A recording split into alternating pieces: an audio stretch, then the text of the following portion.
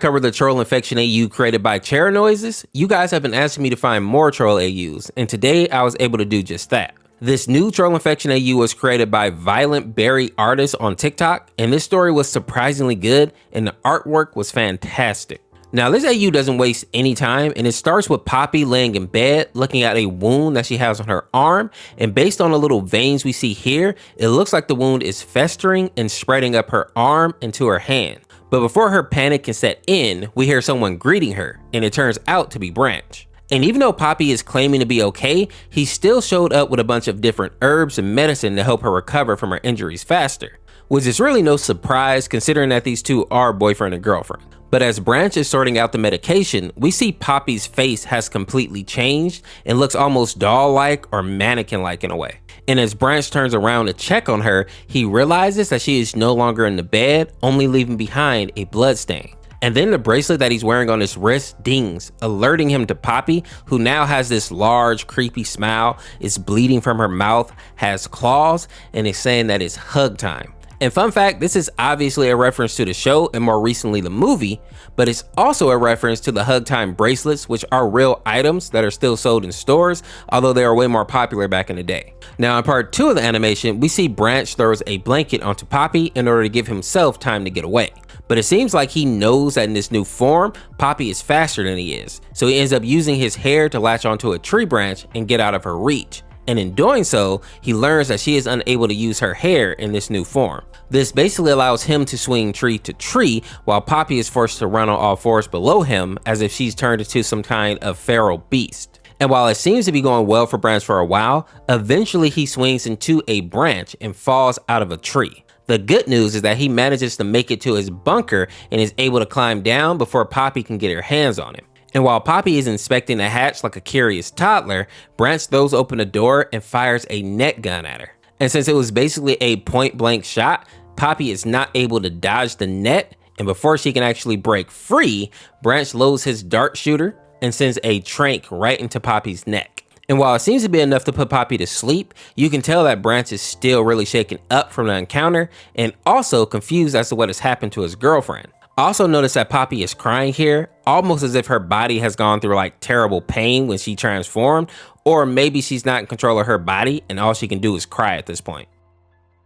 In the next chapter, we get to see that Branch has become a real forest troll and seems to be hunting other infected. We see that he has a bunch of equipment in his hair, including the net gun, which we have seen in action already. He also has a sharp stick, which may imply that he may be taking out some of the trolls that he can't put to sleep. He also has a grappling hook, a jar of sweets, and 2 gems, one being his and the other being Poppy's, of course. And we see here in his hand, he's carrying this straw, which is basically his blowgun, and that's how he's actually putting these trolls to sleep.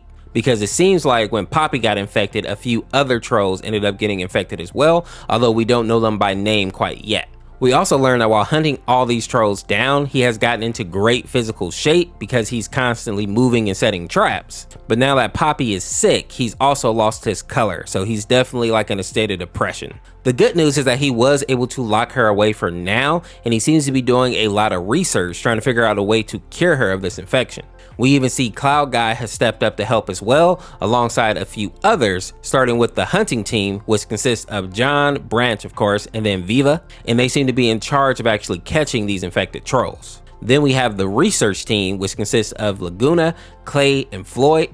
And can we take a moment to appreciate how the Techno Trolls finally get to help out in the AU? I feel like usually they're either the first people to be infected or they just don't play a role in the AU at all. After that, we get to see the health aides, which includes Janet, Dr. Moonbloom, who we don't get to see often as well, and then of course we have Cloud Guy. And something worth pointing out is that the Cloud people seem to be immune to whatever is infecting the trolls, which is good news because it seems like most of the people right now have to go into lockdown, so having a group of people that can actually move around freely is going to be a huge help for the trolls. But as of right now, the only lead that they have is a story that Poppy has told Branch before her infection got too severe. She said that she was out collecting gems in a cave by the river, but then she was bitten by some kind of creature hiding in the shadows. She immediately started to feel dizzy, so she made her way out of the cave and back to her home. And it turns out that the thing that bit her was called a twick, which is basically a rare type of spider that has a powerful venom in its bite.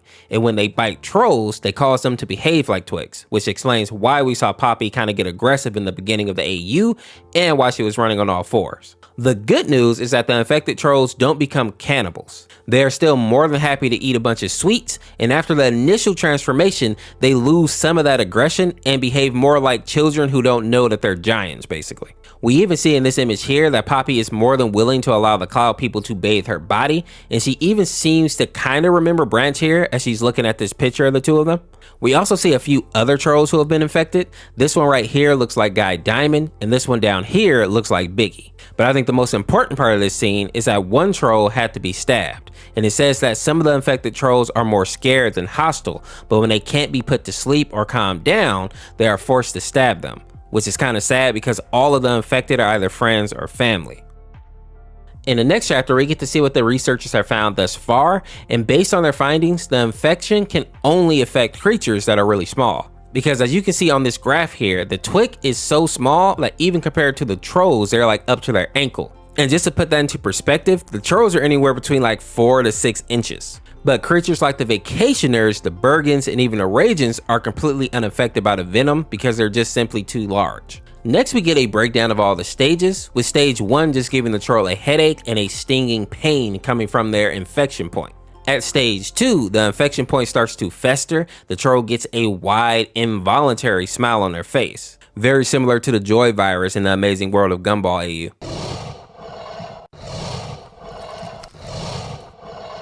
Stage 3 is where the trolls actually go through a rapid growth spurt, where they double in size over the course of 5 to 10 seconds. And this process is very painful, which is why we see the trolls crying here.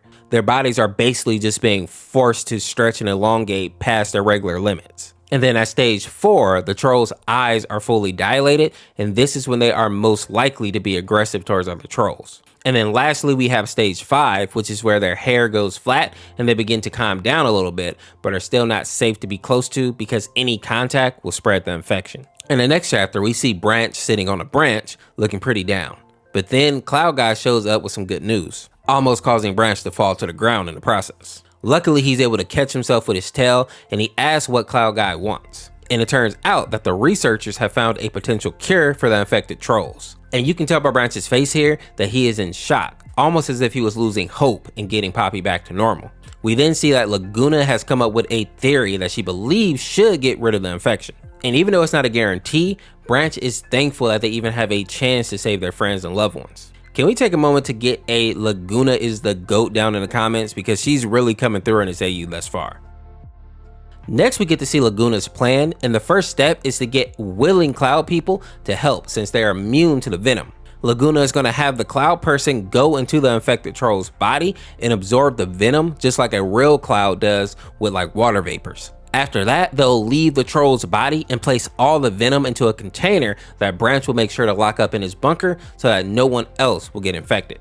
Now, in order to actually test this, the trolls needed someone to act as a test subject, and DJ Suki was willing to step up to save her people. So Laguna made her an infected cupcake, which would basically allow her to get the virus without having to get bit by the twick. And judging by this image here, the cupcake worked just as well as the spider bite. And with DJ now fully transformed, they got ready to conduct the first experiment to find out if this plan would work. And luckily, it looked like it was all successful, even though DJ still looks terrible here. We see that even though she is recovering, her limbs are still sore from being stretched so long, her energy is extremely low, and she has a throbbing headache that just doesn't seem to want to go away. But based on Laguna's notes, it looks like DJ is going to make a full recovery. It just takes a few months of rest. We even get to see this picture of her being able to stand again and giving a thumbs up, and this causes Branch to run over to the cage where Poppy is being held, and he tells her that they finally found a way to cure her. But at this point, I don't even know if Poppy understands what he's saying. She looks like absolute nightmare fuel here. Now, after seeing that a cure had been found, doctors from the other kingdoms started to show up to help. We have Dr. Float, Dr. Pen, Dr. Stitch, and Dr. P. And while this is all good news, it seems that Dr. Float is worried about performing the operation on Poppy and some of the other trolls that were infected early on, like Biggie and Guy Diamond. He thinks that since the infection may have been inside them so long that it's basically become a part of them, which means that they won't be able to absorb the venom now.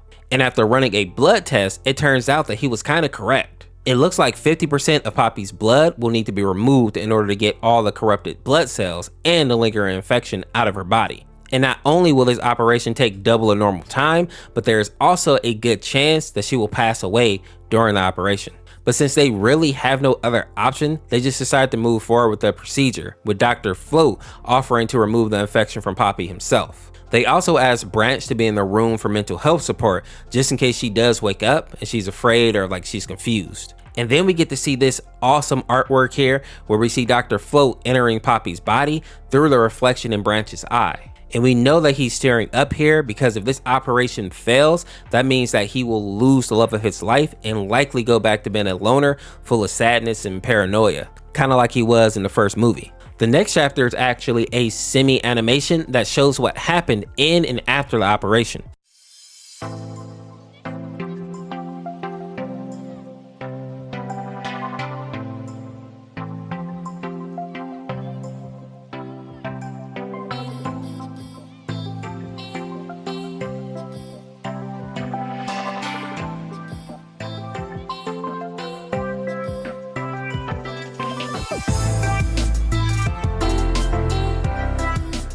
While we see that Float was able to get out the venom and bad blood, even managing to wake Poppy up for a moment, she almost immediately passes out, not even being able to respond to Branch's pleas. But judging by the beeps of the machine that she's attached to, she's likely still alive, but in a coma, making it to where all Branch can do is wait and hope that she wakes back up.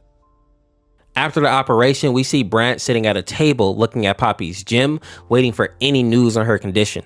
We then see one of the nurses come and she actually tells him that some of the infected trolls are starting to wake up after going through their procedures. And while they are still weak, they look to be making a full recovery. We even get to see Guy reunite with his son and also Biggie, who has lost a ton of weight, so I guess we can't really call him Biggie anymore. But for Poppy, she's still in a coma, although the good news is that all her vitals seem to be doing okay. We then cut to some time later where we see both Viva and Branch sitting by Poppy's bedside, hoping to be the first faces that she sees when she wakes up. We even see that Branch keeps dressing up a little bit to make it a special moment if she does happen to wake up. And he even tells her that even though a month has already passed, he will try to wait a bit longer for her. And call me a hopeless romantic, but I honestly think that he will wait forever for her if he had to. In the next chapter, we see Branch sitting on a tree again, but this time he's joined by Viva. And she is basically just checking up on him and making sure that he's sleeping and not spending all his time by Poppy's bedside. But then we see that Viva is also having a hard time dealing with the situation, asking Branch if he thinks Poppy will be alright and saying that she doesn't want to lose her. We then see her start to break down into tears, making me tear up a little bit low key. And as she talks about all the things that she still wants to do with her sister, we see Branch embraces her. And even though he doesn't say anything in that moment, I think it's enough that Viva has somebody who understands her pain and is kind of able to share in it for a bit. And then in the final chapter, we see Cloud Guy call up to Branch and Viva, screaming that Poppy is awake, causing the pair of them to rush to her bedside. And then we see Branch run his hand over her forehead. When she opens her eyes, Poppy sees all the trolls who have been waiting for her to wake up. But the first thing that she's really worried about is the scar that Branch has, asking if he is okay, which just shows how good of a person she is. Even though she was just fighting for her life for a month and has been sitting in his hospital bed, she's more worried about other people than herself. And after Branch reassures her that he's okay, we see the two of them actually touch noses for a brief moment before Viva jumps on her sister and wraps her into a big hug. In the final panel of the series, we see Poppy is fully recovered and surrounded by her friends and family, making this one of the few infection AUs to have a true happy ending. And if I'm being honest, I kind of prefer that. I am definitely a horror guy. I love to see all these creepy AUs and stuff, but I also like when the good guys kind of come out on top. So it's nice to see some characters actually get a true win for once. I will say I think that this AU is definitely in the top 3 for me. I really enjoyed this one. Let me know what you thought about it down in the comments. Check out this video on the screen next, and we will see you tomorrow with another one. Peace. While scrolling on TikTok, I found another troll infection AU that I think is super underrated. It was created by Zan Inks, and I think the artwork is super unique, and I actually really enjoyed it. Now, this one starts off with Poppy walking around in the woods when she hears her sister and Clay calling out for her. telling her that they actually found Creek, who at this point is not supposed to be anywhere near the village. And for those of you wondering why this is, it's basically because Creek betrayed the other trolls when he was caught by Chef, and he was kind of a jerk about betraying them. Thank you, Poppy. I'm selling you out. Now, what is interesting about this, though, is that when Poppy actually sees Creek, he looks like absolute crap. Apparently, he's been wandering around in the woods for a while, and when Viva and Clay found him, he became super aggressive and took a bite out of Clay's arm. And when we zoom in here, we can actually see black veins starting to sprout up from Clay's wound. Now, Viva believes that Creek bit Clay because he was starving, so they actually end up bringing him back to the village before he could hurt any other trolls out in the woods. After that, we see Branch get involved, and he and Poppy are trying to figure out what may have been causing Creek to act this way, and Branch correctly identifies that it isn't simply because Creek ran out of supplies, but something else. And the final slide simply asks, what happened to him out there? And now that we understand how the outbreak started, we can go to the present time where the outbreak has spread, because they actually brought Creek and Clay back into the village, just thinking that Creek was sick and not understanding that Clay was also infected. The first thing that we see is that Branch has taken on the role of doctor and is still testing negative for the infection. And the reason that I think he decided to take point on this mission to find a cure is because Poppy was one of the first trolls to be infected after Creek and Clay. And since Branch has a bunker that's pretty secure and also has a ton of room, he decided to use it as a place to hold the infected and run tests on them. In the next panel, we get to see Branch's notes, and we learn that 3 months have passed since Viva and Clay have been infected, and they are both now at stage 4. We also learn that Poppy is at stage 2 and got infected 2.5 months ago, which gives us a timeline for how long it takes for trolls to become aggressive and start actually attacking each other. We also get to see all the infected trolls that are in the bunker right now, with Legsley and Biggie being at the top, Poppy being on the second floor, and Clay and Viva being at the bottom. Now, one thing that I want to point out though is that it looks like only Stone and Brick are separating Poppy from Viva, and originally I was thinking that Stone is probably not going to stop Viva from getting to her sister if the infection is strong enough, but once I read forward a little bit, I learned that the brick and the stone actually got put up later, and I'll come back to this in a moment. First, I want to talk about this page right here that shows us the symptoms of the infection, with stage 1 causing a drop in body temperature and the troll becomes sleepy and lazy. Stage 2 is where they start to lose their color, green veins appear on their bodies, and they start to smell like dirt. Branch doesn't have any information about stage 3 because he didn't actually get to see Viva or Clay in that stage. And since we don't actually see Creek here, we have to assume that he's escaped or something darker happened to him. And finally, we see stage 4, and this is where their body starts to elongate and they start to smell as if they are rotting from the inside out. Now, after that, we get to see this scene of Poppy sleeping when she hears a groan in the distance, and she asks her sister if she's feeling alright. And remember what I said about the tunnel not actually being filled in initially? This is what we see here. And as Poppy starts to sit up and see what's going on with her sister, we get this image of Viva hiding in the darkness of the tunnel, looking as if she's about to lash out at Poppy. Now they leave us on a bit of a cliffhanger there as we get to look at more character sheets, and we see that Legs looks terrible. And she keeps saying that she needs a hug, and more importantly, she needs a friend, which will play an important role in a bit. This page also confirms that Creek did manage to escape and is roaming around the forest, which means that there may be even more infected trolls out there. We also learn that as Legs gets deeper into the infection, she is starting to cry out, but her voice doesn't sound like her own, but rather like a mix between Viva and Clay's. And the only time that she actually speaks to Branch is when she's trying to convince him to come into her room. And what's important about this scene is that it shows us that the infection allows these trolls to mimic others. And this is going to probably mean that they're going to be setting up traps for the uninfected trolls later on. I'm willing to bet my money on it. Next we see Biggie, and it's confirmed that he was infected by Creek, and he actually placed himself into quarantine because he was afraid that he would infect Mr. Dinkles if he didn't. But the longer that he stays here in isolation, his mental health starts to decline. And just like with Legsley, Biggie has started asking Branch to come into his room, and Branch believes that this may be a sign that the infection has a mind of its own and is attempting to spread, and I actually feel the same way.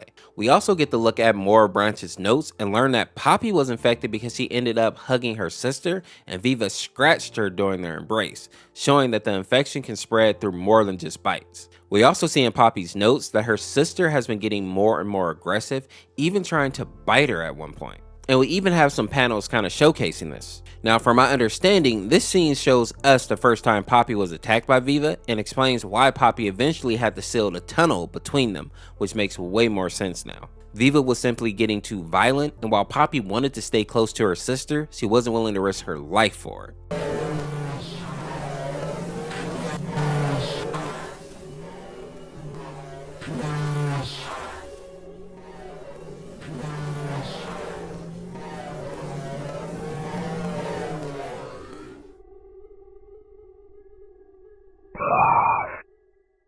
And finally, we get this panel that says Creek has been sighted, and then we get a look at him, and he looks absolutely terrifying.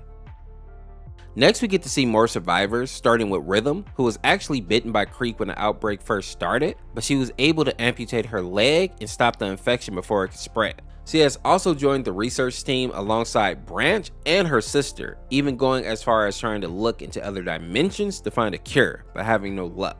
And just like with Branch, they're using their ships to isolate healthy trolls from the sick trolls, which I take to mean that there are a lot more sick trolls than we actually get to see on the screen. Now, unfortunately, Blues was not as lucky as her sister and is in the first stage with the infection. The good news is that she still seems to have all her sanity, but the bad news is that she is really determined to find a cure, and this fact is actually making her act recklessly. Basically, she isn't fully testing out the cure that she's come up with to make sure that it doesn't have any side effects or that it will actually work in the first place. And based on what we see written here, this proto cure that they came up with is definitely not safe to use. But I can't put all the blame on Blues, because we see in this panel that Rhythm is also desperate to make a cure, not wanting to see her sister reach stage 2 of the infection, because at that point she'll probably start to lose her. After that, we get to take a look at Rhythm's notes, and we learn that the virus seems to originate from a natural source, specifically blood or saliva, although this doesn't actually give us a lot to work with. Basically, this means that we could be dealing with like an actual parasite, or we could be dealing with an infection or a virus. And I'm thinking that this is likely why the trolls are having such a hard time finding a cure, and why they need to find Creek, since he's basically like patient zero, and if they can actually test him, they'll be able to get some answers. And if that wasn't bad enough news, we also learned that when the trolls started getting sick, Poppy tried to get the healthy trolls out of town, but what she didn't know was that at that point, there were already a ton of infected trolls hiding out in the woods. And when they saw the healthy trolls actually trying to head to safety, they ambushed them. And based on the note here, we know that Floyd was able to get away, but it seems like a lot of the other trolls did not. And this information right here confirms that the infected trolls in this AU are way more intelligent than we usually get to see in infection AUs. And in my opinion, this makes them more dangerous than a lot of other AUs, because just the fact that they were able to think and ambush the trolls is kind of a big deal. Now, here are a few more details that the creator has dropped so far. The first being that the country, classical, and techno trolls are still free of the infection. And apparently in the future, Laguna is going to play a role in this AU, probably joining the research team. The creator also revealed that the Cloud people and the Bergens are immune to the virus, but the Ragens may actually be vulnerable to it. And we all remember how creepy these guys can look when they get infected.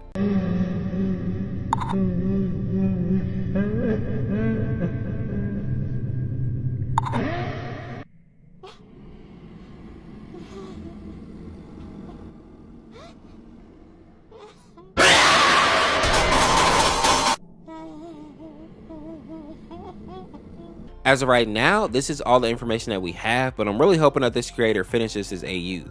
I noticed that a lot of the troll AU creators usually don't finish their AU, and a lot of it is due to the pressure that their community puts on them, and they just kind of get burned out with it.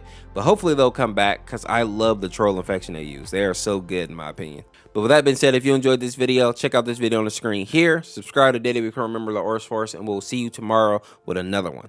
Peace, peace. The My Little Pony Graveyard Plague was created by Rebirth Reborn, and this one's been on my radar for a while because it's kind of like a mix between a horror AU and an infection AU, but I've been holding off on covering it because it is really dark. Now, this story starts out with a pony named Scarlet Mistral, and she has made her way to this giant demon in order to make a sacrifice on this tree stump, or aka the Tree of Life. And she said that she has dragged this pony along with her named Forest Walker. And she basically forces him onto this stump in order to be sacrificed, and for some reason, he doesn't have any desire to fight back. And I was confused about this until the next side where we see Scarlett says, "Goodbye, husband," which makes me wonder if this guy was like so in love with her that he was just willing to give up his life for whatever her ambitions were. And while I'll have to blur this next part, he most definitely gets packed up with his wife slamming this blade through his noggin, and she doesn't even look the least bit sad about it. Now, after sacrificing Forrest Walker, we see his corpse start to float and then plunge into a whirlpool of red,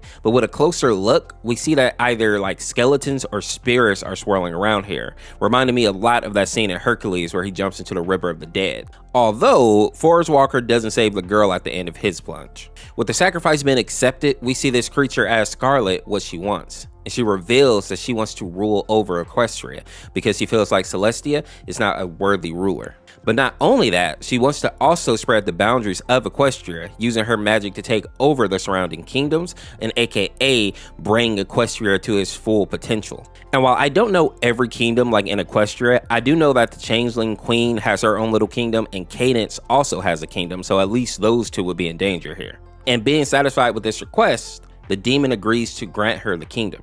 And while Scarlett is kind of geeking out about all the plans she has for her new kingdom, we see the body of Forrest Walker returns. And I say the body of Forrest Walker because if you look close, it looks like something is hiding inside of him, almost like it's wearing him as a skin suit. And then we see whatever this creature is lunge at Scarlett, seeming to take a bite out of her face. But in the next slide, it seems like it did much more than that. Scarlett looks monstrous now with half her face and her midsection gone, and she seems to have one wing and a look of absolute mania in her eye. And the last thing that she says in this chapter is that she will bring reformation.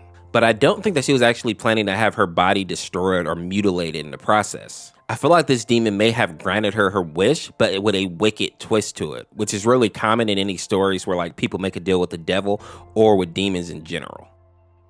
The next chapter starts with us seeing AJ and Big Mac working on their family farm / orchard, and then they hear Apple Bloom scream, and they waste no time dashing over to her. When they get there, what they see is a corrupted form of Forrest Walker. He has Bloom stuck up in his tree as he tries to climb up and take a bite out of her. Seeing this, AJ goes feral and attacks